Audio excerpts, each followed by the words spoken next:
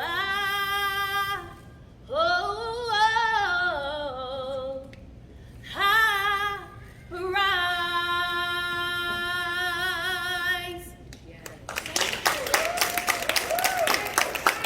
When life gives you lemons, focus on the sweetness when things go sour.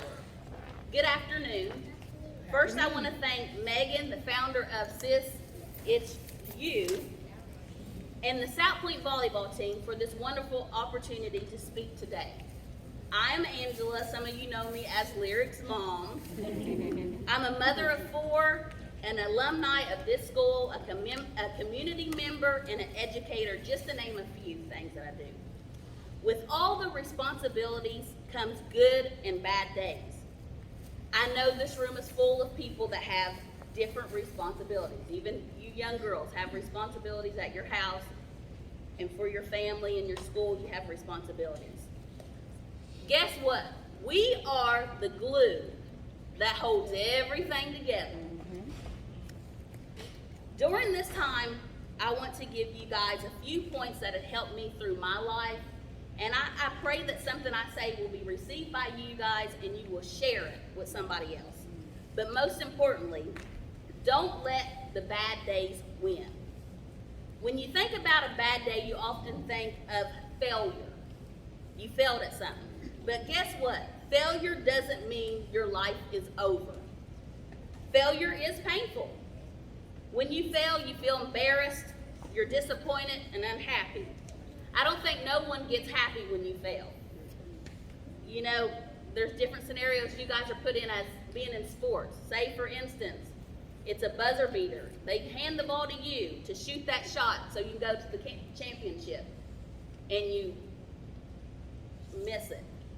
You think you failed. But guess what? It's a game. It's okay. And one thing that I like watching, I don't like watching you guys do it, but I see it done when you shank the ball. And us parents are like, oh my gosh, and I know you guys get embarrassed, we're laughing, but guess what? It's just a game. It's okay. I have failed many times during my almost 40 years. One of my biggest failures I felt was when I went through a divorce. I failed myself, because we all dream of having this fairy tale life. You find your Prince Charming, it's perfect. You don't go through trials and tribulation. They have the white picket fence, everything. Well, that wasn't the case. So I failed myself. I failed my children. No one sets out to have children for you to be a single mom and raise them. But we do what we got to do. That's right. I felt like I failed my community. Being someone in the community that people know, people look up to you. They would come to me and say, oh gosh, you guys are the perfect marriage. Your family is good, da da da da. So when it falls apart, you feel like you failed your community. And also you feel like you failed your church. Church is a big part of my life, so of course that's something that I live my life according to the Word of God. So whenever you go through a divorce, you feel like you failed your church family, where you made your core memories at. As I was going through my time of failure, many people tried to reassure me that it was okay. One thing that stuck out with me from a conversation with a woman was, she told me, you're not the first one to get a divorce, and you're not going to be the last one. Amen. At that point, that was the release that I needed. Failure happens all the time, and what makes us better is how we react to failure. I make a point to be better and not bitter. The most successful people tell you that they aim to fail at least weekly. Through that, they were able to find what didn't work and tweak it accordingly. We have innovative services that all started with famous failures. Just think about the telephones. They just didn't say, oh, let's make a telephone and this is how it's going to do and it's going to work. It didn't work at first. And now look at us now. We have smartphones. I never would imagine we would go to a phone like this. I thought my mom was rich when she got a bag phone. A phone, it was in a bag that you put in the car. I was like, oh yeah. My dad said, I'll call you at 5 o'clock when you're walking out the door and you get in your car. So So I could see if you're on your way home. And I was like, oh, my mom got a car phone. And you literally kept it in the car because it had to plug up to the cigarette lighter. I don't even think y'all have cigarette lighters in y'all's cars anymore. You look at computers. Computers used to be big and bulky. Now we have little tablets and all kinds of stuff. Like, we've come a long way. Light bulbs, airplanes, cars. Failure is the key to success. Each mistake teaches us something. So my point number 2 is always stay a student. At every step or point in our lives, there's opportunity to learn and grow. Anyone you come encounter with is teaching you something. Some will teach you how to be a good person, and then some people will teach you who you don't want to be. That's right. Some will teach you new skills, like your coaches, your teachers. Some will teach you new ways of thinking, like how to think outside of the box. Sometimes we get so stuck on this is the way it's got to be, and then when someone else comes and tries to teach us something new, we're like, oh, but I've been doing this forever. Well, maybe try something new. New ways of thinking. Everyone is unique, intelligent, and beautiful. We're different in so many ways, with our age, our race, our social status, hair color, eye color, upbringings, even the way that we dress. But we all have something special to share. We need to learn and share with others. Number 3, when hard days come, maintain fresh, kind attitudes rather than salaries. Nothing worse than being around someone with a bad attitude. Amen. People may hear your words, but they feel your attitude. We all go through life struggles, but don't let it affect your attitude. If you change your attitude, you can change your life and others around you. And you know what? People will be more willing to help you if you have a good attitude. No matter who you are, we will experience hard days. I'm going to give you a couple scenarios. I'm going to give a kid-friendly scenario, and then I'm going to do an adult scenario. So, you wake up in the morning, girls, dressed and get the day started. You drop your phone and crack the screen. You get to school, and there's a pop quiz. Well, your Chromebook didn't charge last night, so guess what? You're in trouble because you guys don't use a lot of books. Everything's on that Chromebook. It's lunchtime, and you are starving. But guess what? The cooks are making that nasty lunch again.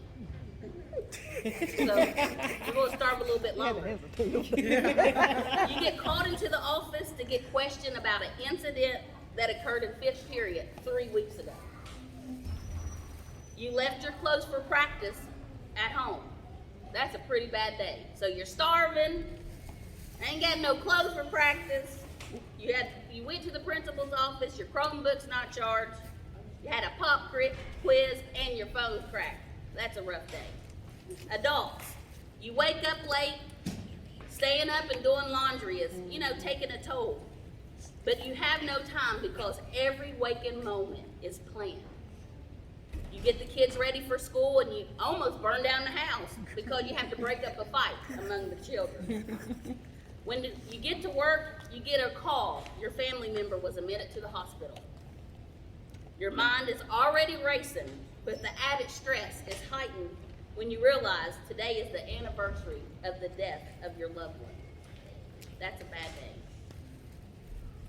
I am here to reassure you, every day will not be a hard day or a bad day.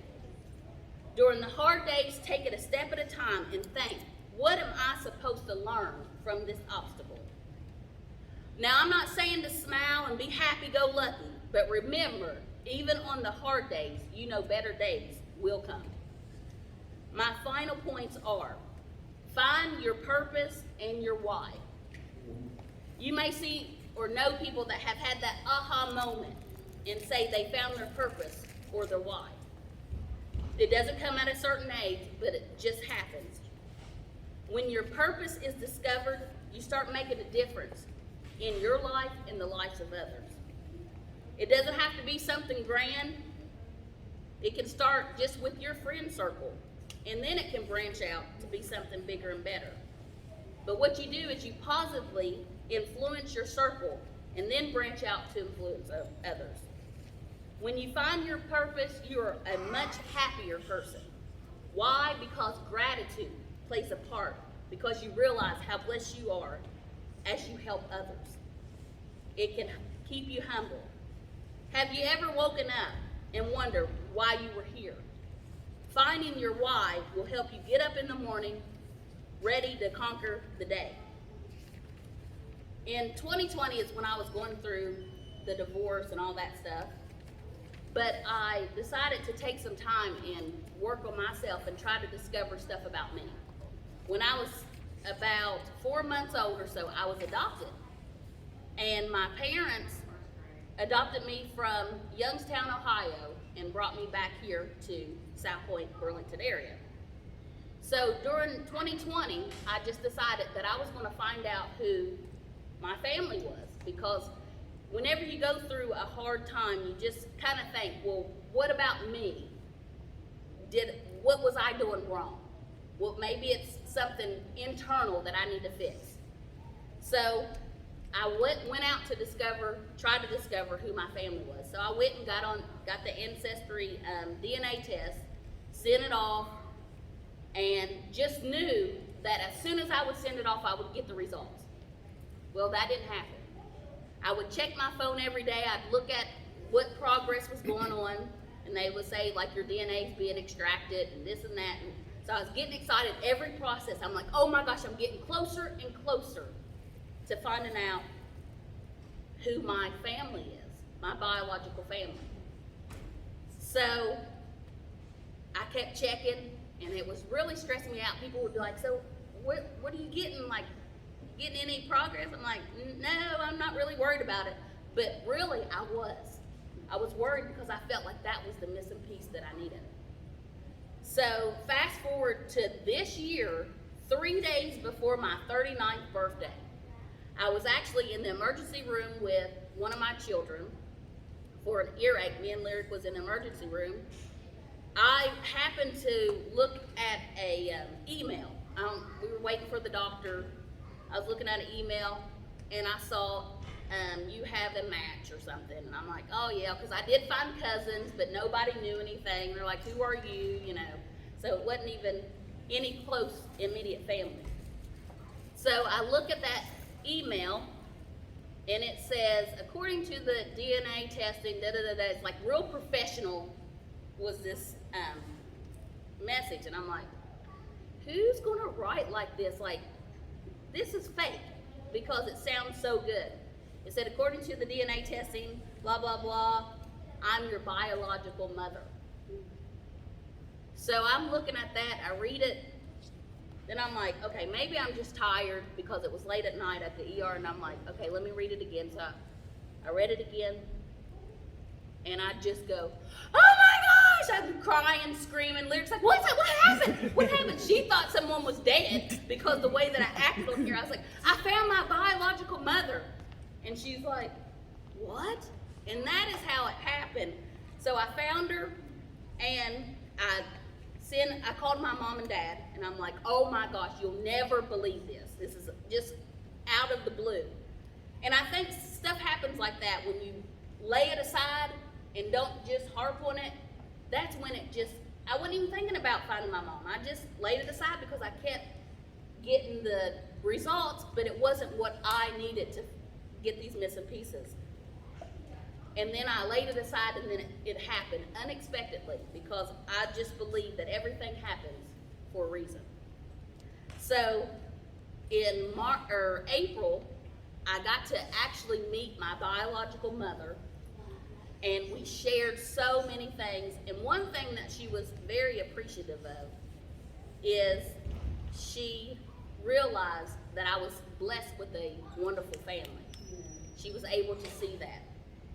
And she said that was the purpose for my mom and dad, was for them to take me. She didn't know who they were at all, but she was a praying woman, and she prayed that God would bless me with wonderful parents. And that came alive in my parents. So that was one of the, so during that time, like once I found out all that, I've been able to connect with children that have been adopted and their parents and talk to them. Because I feel like whenever we go through things, we have to share it with people. A lot of times it seems like everything's perfect with people because we're smiling and you guys see me acting a fool all the time. But you really don't know what your parents go through, what I go through. But it's important to encourage you and let you know that you're going to have bad days and hard days, but it's okay, and you have people that support you. Finding your why helps you get through hard days because, let's face it, sometimes life is terrible. Sometimes life gets so hard that you don't want to be put through it any longer. Sometimes life is stressful, that all you can do is scream and cry. But sometimes life is so beautiful. Sometimes life is happy and all you can do is smile.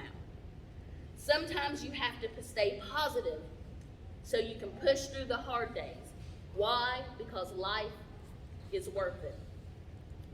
Sis, remember, don't let the hard days win. Sis, it's you that can help turn someone's frown into a smile. Sis, it's you that can help someone grow.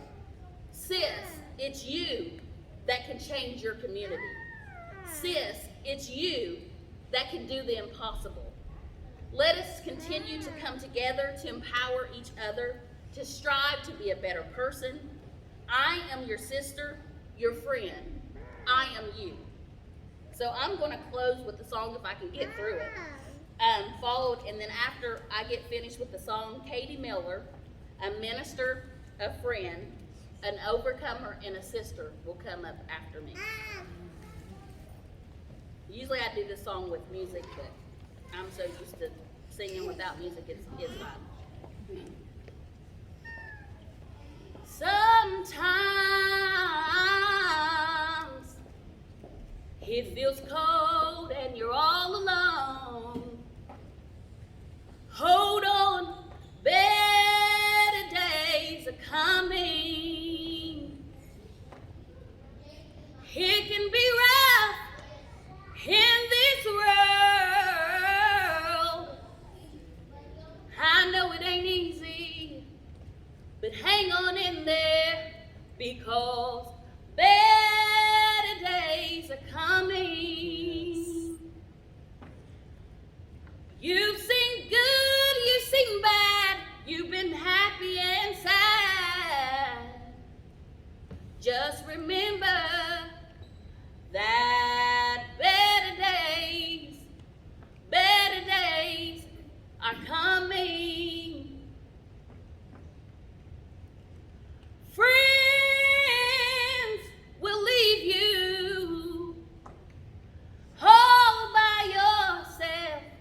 Don't cry, because better days are coming. Better days, better days, better days are coming.